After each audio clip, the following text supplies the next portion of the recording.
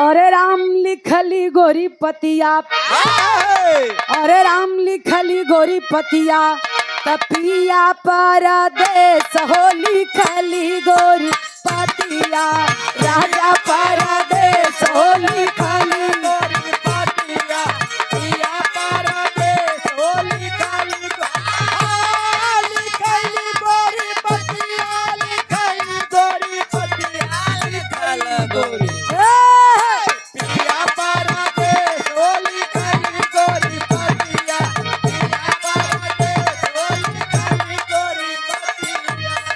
ये देखें, इसी भाव को समझते हुए भाव में समझी कहानी कब के हाँ बात वे समय के बाद जौना समय भगवान कन्हैया अपने महल में बैठल हुवन, बैठल बैठल उब गईलन, तनी से घूम टहल लेहल जाई। भगवान कन्हैया निकल गईलन, भोरे के टाइम हो, भोर से साझी के बेला हो गई, वही जंगल में घूमत हुवन। साझी के टाइम भइल त कन्हैया सोचलन कि कहीं पेड़ के नीचे बैठ के विश्राम कर लई, फिर आगे चलल जाई। कन्हैया एक वृक्ष के नीचे बैठलन, एक पैर उठा के दूसर के पैर पे धर लेलन, और जब बैठलन तब कन्हैया के पैर के जोन मणि के प्रकाश रहे उ चारों तरफ फैल गई। शाम के बेला जब चारों तरफ प्रकाश फैलल तो वही जंगलवा में एक बहेलिया आयल रहे। बहेलिया के अखिया में बाबूजी प्रकाश पड़ल बा। बहेलिया के लगल कि कोनो हिरन के नेत्र चमका था। हिरन समझ के बहेलिया कैलाश का गुरुजी कहना हो,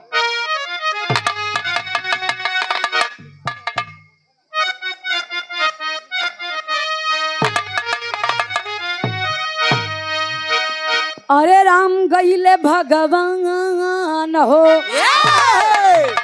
अरे गईले भगवान हो, घूमई के बीचे बनवा, गईले भगवान हो, घूमई के बीचे बनवा,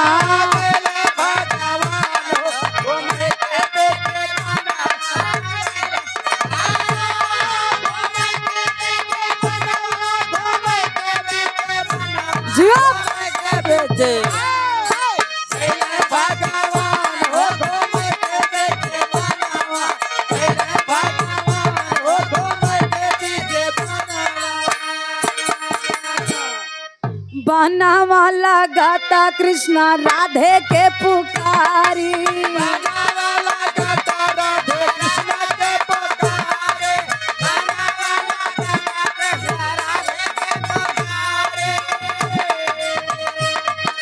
मानव के आवाज सुन के सोचे लाया नारी,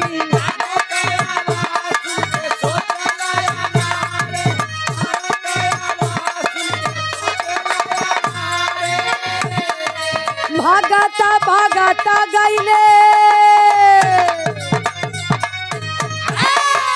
भागता भागता गईले हरि के समानवा, गईले भगवान घूमई के बीचे बनवा,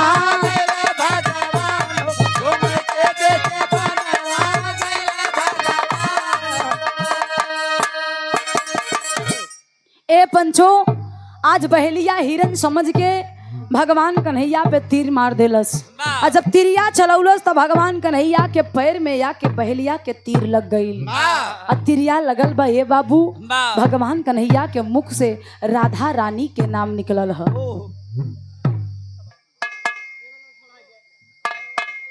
मुख से तो भगवान कन्हैया के मुख से राधा रानी के नाम के आवाज सुन के बहेलिया दौड़ के कन्हैया के पास आइल।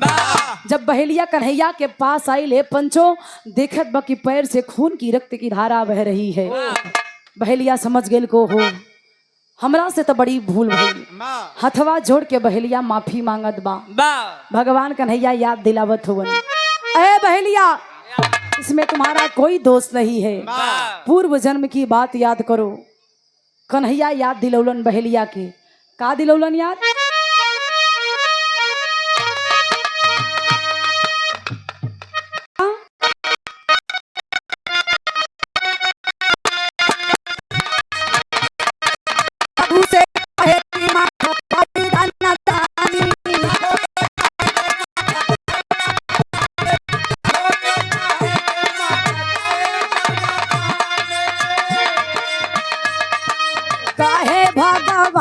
छोड़ा दिला के गलानी काहे भगवान छोड़ा दिला के गलानी काहे भगवान छोड़ा दिला के गलानी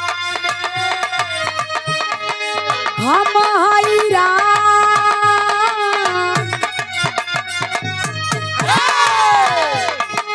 हम हाई राम तू तो बाली बाला बनवा कैले भगवान घूमई के पीछे बनवा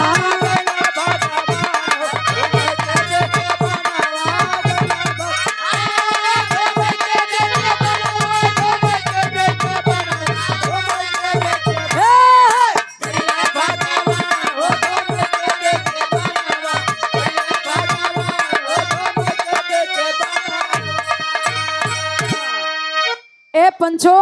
कन्हैया बहेलिया के याद दिलौलन कि त्रेता में हमार रामा अवतार रहल तू बाली के रूप में जौनी समय में तो के एक पेड़ के पीछे से बाढ़ के मरली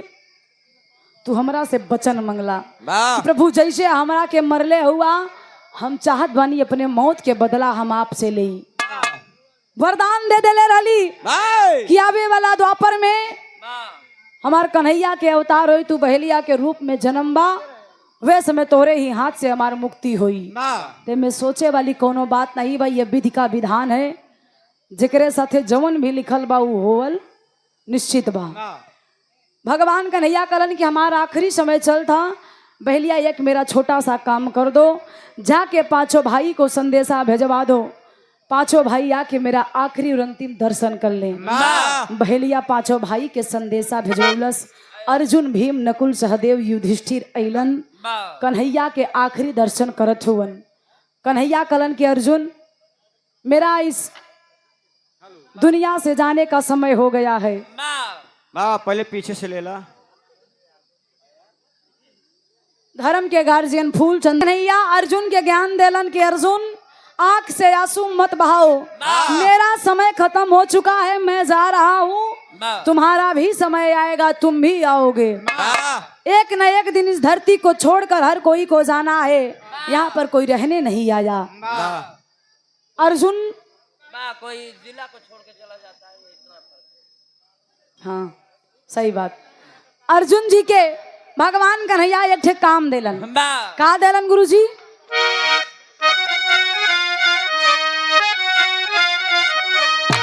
धर्म के गार्जियन श्री सीताराम यादव दलकपुरवा ऐतिहासिक धरती से क्या अरे काठावा के पेटी एक अर्जुन लिया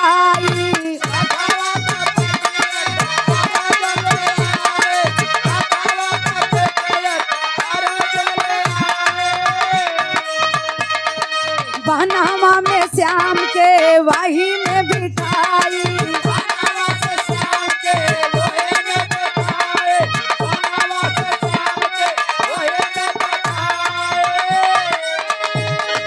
पानिया में बहे श्यामा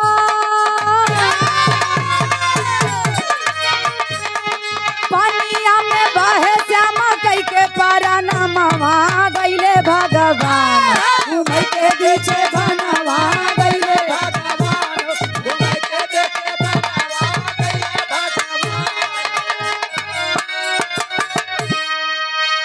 भगवान कन्हैया के काठ के पेटी में अर्जुन जी लटावे चलन युधिष्ठिर मना कर देलन कहलन कि ए अर्जुन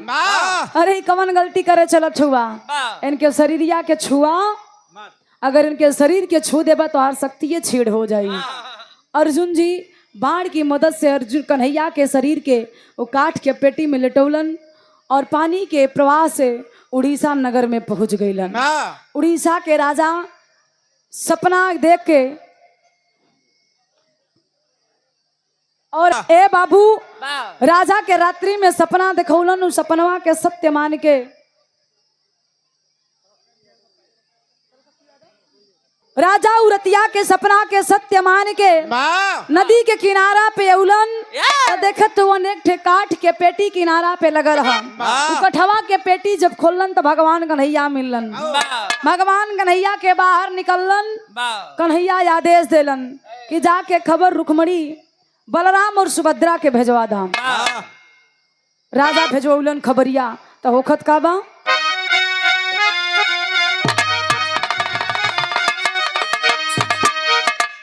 अरे पावई बाला राम यौ सुभद्रा जब खबरिया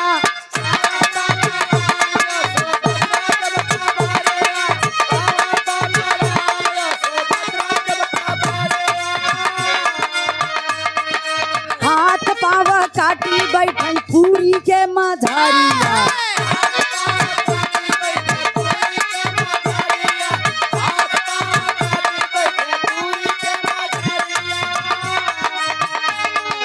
तीनों मूर्ति एक साथे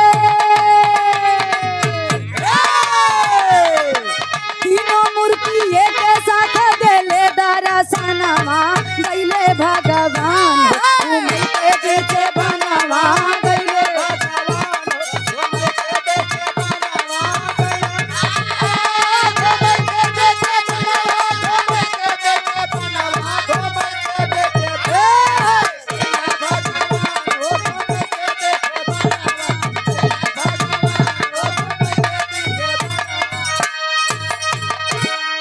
ए बाबू बलराम सुभद्रा भगवान कन्हैया के दशा देखलन। भगवान कन्हैया के हाथ और पैर में सड़न पैदा हो चुकल रहे। हथवा और पौवा के काट के जब भगवान कन्हैया के देखत हुवन तो बलराम और सुभद्रा तीनों जने एक ही अवस्था में एक ही स्थान पे दर्शन देलन। वो स्थान के नाम का पड़ल आखिरी में संकेत मिला।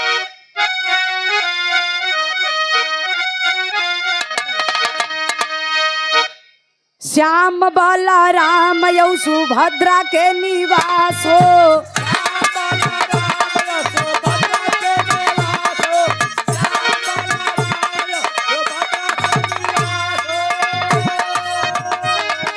जेके जगन्नाथ पुरी जानै सब खास हो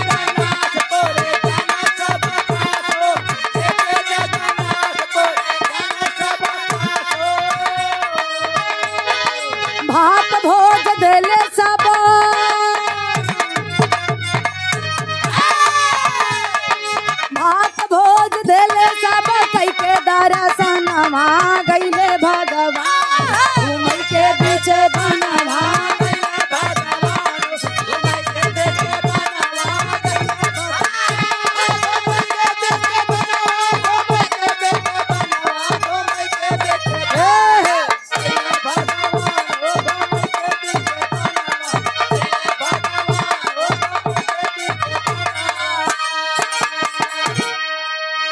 श्याम बलराम और सुभद्रा के निवास हो जेके जगन्नाथपुरी जानै सब खास हो। तीनों मूर्ति एक स्थान पे दर्शन देलन जोने स्थान के नाम जगन्नाथपुरी पड़ल। जहाँ पे लोग जालन दर्शन करके आवेलन तो शानदार भात के कार्यक्रम भंडारा के कार्यक्रम रखेलन। आखिरी और अंतिम लाइन में प्रमाण मिला।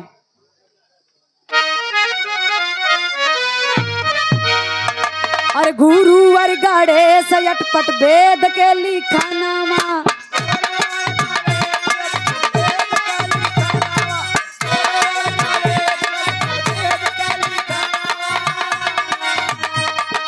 ओपी श्री राम कैले वेद से रचनामा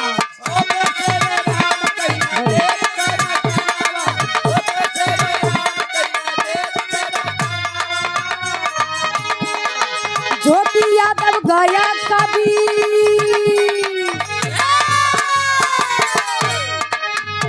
अरे ज्योति यादव गया कभी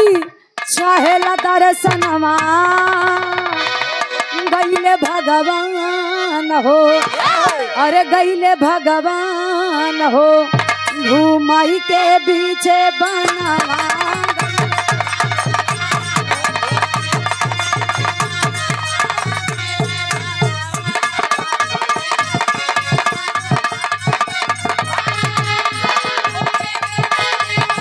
बहुत अच्छे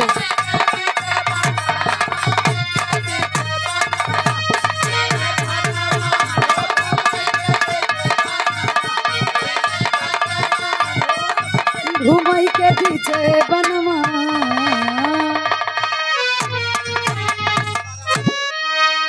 और ये देखें